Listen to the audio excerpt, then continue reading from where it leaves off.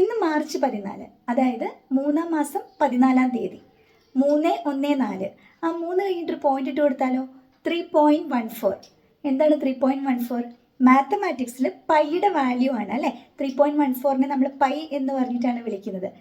നമ്മൾ 3.14 എന്ന് പറയുമെങ്കിലും പൈയുടെ എക്സാക്റ്റ് വാല്യൂ 3.1415926535 ആണേ.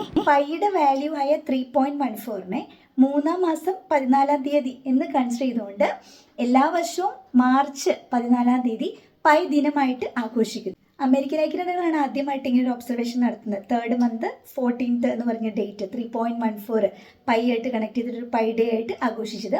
2019 മുതൽ അന്താരാഷ്ട്ര ഗണിത ദിനമായിട്ടാണ് ഈ പൈ ഡേ സെലിബ്രേറ്റ് ചെയ്യപ്പെടുന്നത്. അപ്പോൾ ഇന്നാണ് ആ ദിവസം പൈ ഡേ. പൈയുടെ വാല്യൂ നമുക്ക് മാത്സിൽ സർക്കിളിൻ്റെ ഏരിയ കാണാനും സർക്കിളിൻ്റെ പെരിമീറ്റർ കാണാനും ഒക്കെ നമ്മൾ കൂടുതലായിട്ട് മത്സര പരീക്ഷകളിലൊക്കെ വിദ്യാർത്ഥികൾ യൂസ് ചെയ്യാറുണ്ട് അല്ലേ. സർക്കിളിൻ്റെ ഏരിയ, വൃത്തത്തിൻ്റെ ഏരിയ അഥവാ വിസ്തീർണം അല്ലെങ്കിൽ പരപ്പളവ്, അതിൻ്റെ ഇക്വേഷനാണ് πr². r വൃത്തത്തിൻ്റെ ആരമാണ്.